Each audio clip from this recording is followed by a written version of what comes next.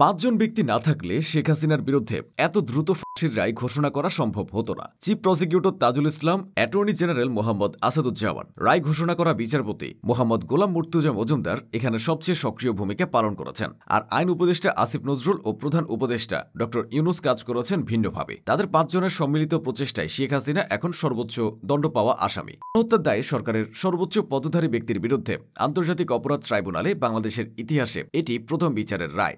আন্তর্জাতিক অপরাধ ট্রাইব্যুনালে চিফ প্রসিকিউটর হিসেবে নিয়োগ পাওয়ার পর থেকে তাজুল ইসলামকে নিয়ে আলোচনা সমালোচনা হয়েছে। অতীতে জামায়াতের সাথে সংশ্লিষ্টতা থাকায় তাকে নিয়ে নানা প্রশ্ন উঠেছে। তবে সব সমালোচনা একপাশে রেখে যে সাহসটা তিনি দেখিয়েছেন সেটা অন্য কেউ দেখাতে পারেনি। তাজুল ইসলাম বলেছিলেন, পৃথিবীর সব সম্পদের বিনিময়ে হলেও তার প্রসিকিউশন টিমকে কেনা যাবে না। এছাড়া আদালতে দাঁড়িয়ে তিনি বলেছিলেন, আমি শুধু একজন আইনজীবী নই, আমি ইতিহাসের এক রক্ত সময়ের সাক্ষ্যবাহক। এই বিচার অতীতের প্রতিশোধ নয়, এটা ভবিষ্যতের জন্য প্রতিজ্ঞা, যাতে কোনো তার ক্ষমতার মোহে আর কোনো নেতা এদেশের সন্তানদের রক্তে পা ভেজাতে না পারে। তাজুল ইসলাম তার কথা আর কাজে মিল রেখেছেন। শেখ হাসিনা ও তার দোষরদের বিচারের আওতায় আনার কার্যক্রমকে এক ধাপ এগিয়ে দিয়েছেন। এদিকে মানবতা বিরোধী অপরাধের মামলায় শেখ হাসিনার বিরুদ্ধে মৃত্যুদণ্ডের যে ঐতিহাসিক রায় ঘোষিত হয়েছে তার নেতৃত্বে ছিলেন আন্তর্জাতিক অপরাধ ট্রাইব্যুনাল ১-এর চেয়ারম্যান বিচারপতি মোহাম্মদ গোলাম মুর্তুজা মজুমদার। রায় ঘোষণার পর থেকে আলোচনার কেন্দ্রবিন্দুতে এই বিচারক। নায়কের ভূমিকায় অবতীর্ণ হওয়া বিচারপতি গোলাম মুর্তুজা মজুমদার ফেনী জেলার ফুলগাজী উপজেলার কৃতি সন্তান। ২০২৫ সালের ৮ অক্টোবর তিনি সুপ্রিম কোর্টের হাইকোর্ট বিভাগের বিচারপতি হিসেবে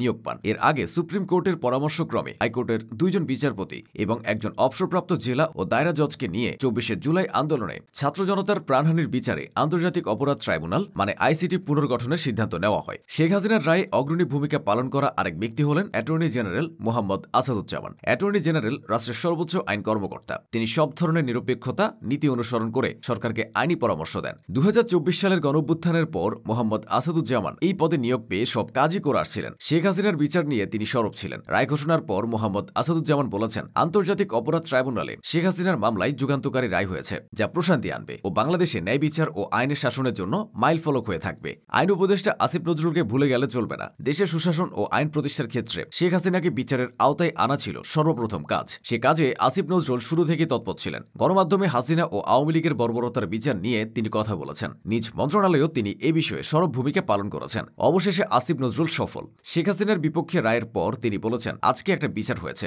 ইনশাল্লাহ আমরা যতদিন আছি বিচার কাজ পূর্ণ বেগে চলবে। এছাড়া শেখ হাসিনাকে ফেরাতে ভারতকে তাগাদা দেওয়ার কথাও জানিয়েছেন আইন উপদেষ্টা।